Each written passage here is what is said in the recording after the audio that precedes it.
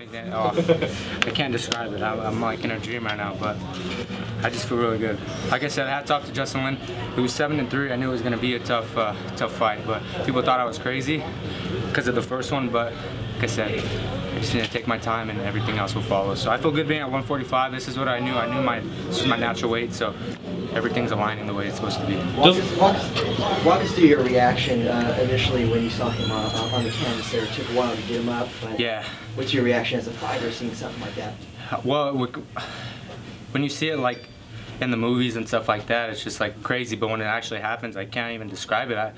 I don't know, it was just weird. It just happened so flush. I have to see the replay. I don't even know how I hit him. It was just instinctual. But I always knew my hands are powerful.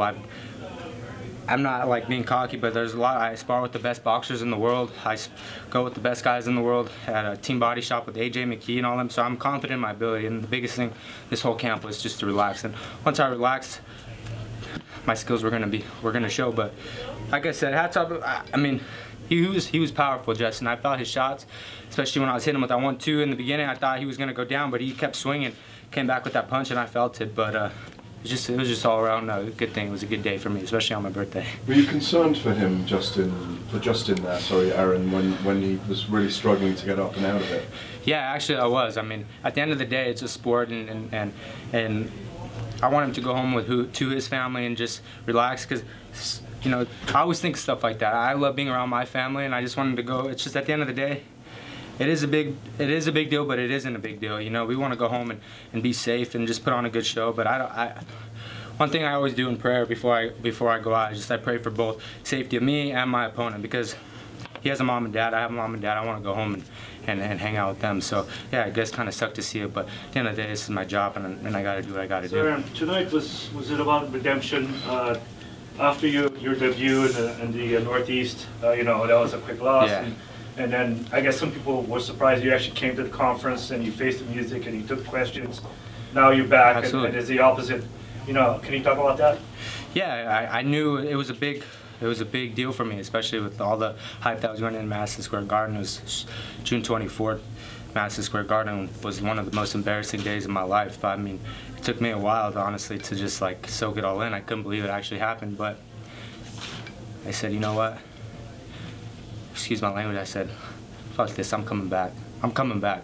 I woke up every day and I was just on a mission with Antonio McKee. I will show them that I will come back, and I still have that chip on my shoulder. I will be world champion. Like I said, I would be 0-5 and still trying to be world champion. I will be world champion, or I will die trying, and that's my mindset. Everybody out there, just know that when you think you're working hard, you're not working as hard as me. Trust me. Can you talk about kind of deciding to get up? I mean, you're obviously comfortable there. What was the reasoning kind of behind just let him get up and throw some more hands? I'm comfortable on my feet. Freddie Roach does a great job with me. I'm comfortable being in the pocket with some of the best boxers in the world, Miguel Cotto, a lot of guys that are in the wild card. Like, they show me some good punches, the way to fight on the inside. So I'm comfortable in being on my feet. Like I've always said, I can go to the ground with you and I can stand on my feet. So, but I like being on my feet, because that's what people remember, those knockouts. Sure. I mean, was it really like, I want the knockout? I wanted the knockout. Like, instead Absolutely. of, you know, riding it out there in a comfortable position? To be honest with you, I knew if I hit somebody with my left or right hand, I would put them out. I always told my parents that. I told everybody that. I would seriously hurt somebody if I hit them, how much power I've generated. I love on my feet. That's where I feel the best. It's a punch that Cotto throws, isn't it? The uppercuts. It's almost like a hook 45 uppercut, degree. Yeah. We've seen him throw that a lot. I've always developed a really good left hook. I remember boxing as a kid. I used to always love going to the body, into the head, and to be honest with you, I always knew I was going to knock somebody out in a fight with my left hand. I could do it with my right, but I always felt good with my left. So I still got to watch the replay. I haven't even seen it.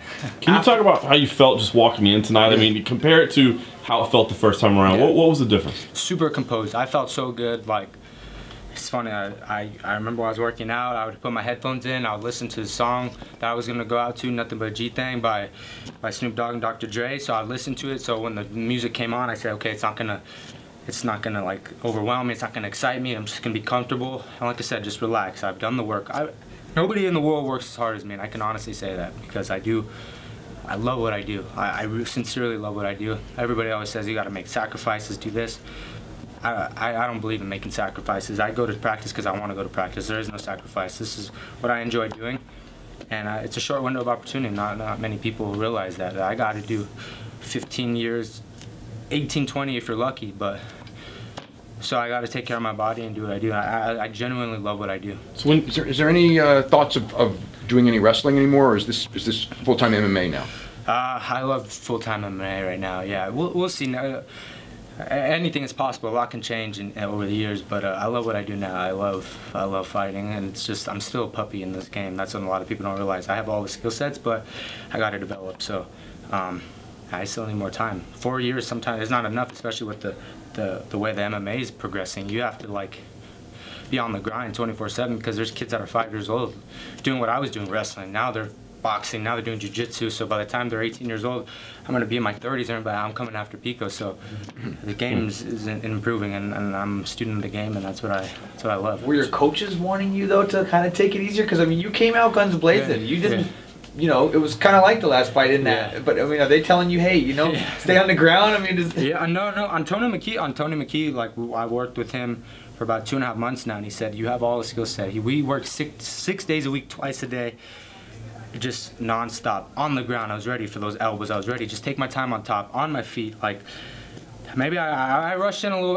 but like I said, I'm still getting comfortable. I'm still getting used to the whole environment, you know. So it's like, yeah, I still have to go watch it and figure this whole game out because I'm studying it to be the best in the world. So when you look back to Madison Square Garden, you said it was the most embarrassing day of your life. Yeah. I mean, when you think about that, was there just, do you feel like it was technical mistakes you made, something to fight, or was it just a product of all the hype and the expectations that was placed on you? It was like you had to come in and be a world champion in your first fight.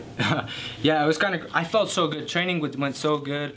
Everything went well, but the biggest thing for me is I was going everywhere, and I didn't have that team where I was at. So to be honest with you, I think it was, might sound kind of funny, but I'm glad that happened to me, to be honest with you, because I wouldn't be with Antonio McKee at the body shop with all those guys. I wouldn't be there probably. So he called me after the fight. He said, hey, I can help you. And I've known Antonio since I was 5, 6 years old. I remember having to cut weight when I was a kid.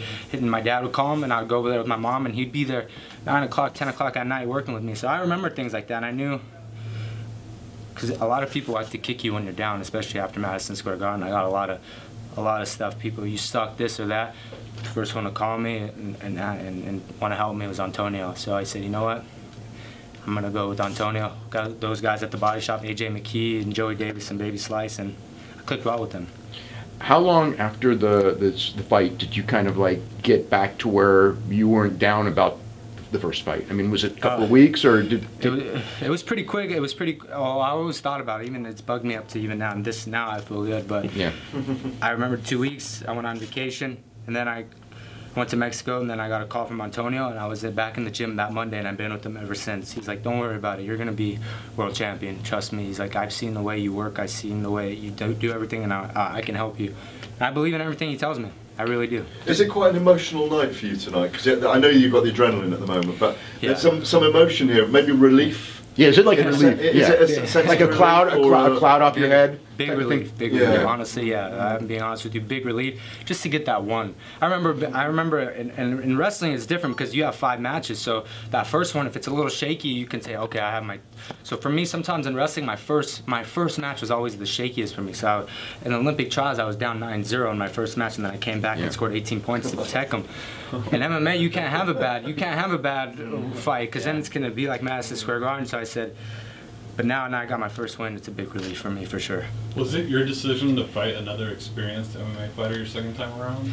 Yeah, it was. It was. They said he's 7-3. He's really good.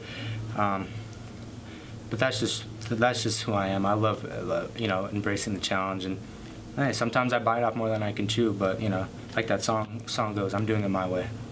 And how tough was he? I mean, he must have thrown 50 punches up against the fence. He was, like I said, he was tough. I was on him. I was like, okay, I got him. I'm going to knock him out. I'm just going to keep going. I'm going to knock him out. And he throws a right hand, and boom. I was like, okay. All right. Did Madison Square Garden come back?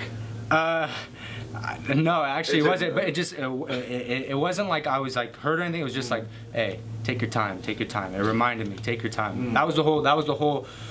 that's been the whole phrase. Relax. Just take your time. Relax. The whole training camp. Antonio, relax, man. Relax. Relax. Relax. So, and that's what I went back to. What's next? I mean, what do you want to get back in there relatively quick? Or? Yeah, I mean, I saw that they're fighting at the Forum. I would love to fight in Los Angeles. So. That'd be really cool. I would love, but hey, whenever I'm healthy, it was relatively quick. So whenever they need me, I want to fight. I need that all experience, but I'd love to fight in LA for sure. Cool. Thanks, guys. Thank you so much. Well Thank done. you. Well Thank you. done.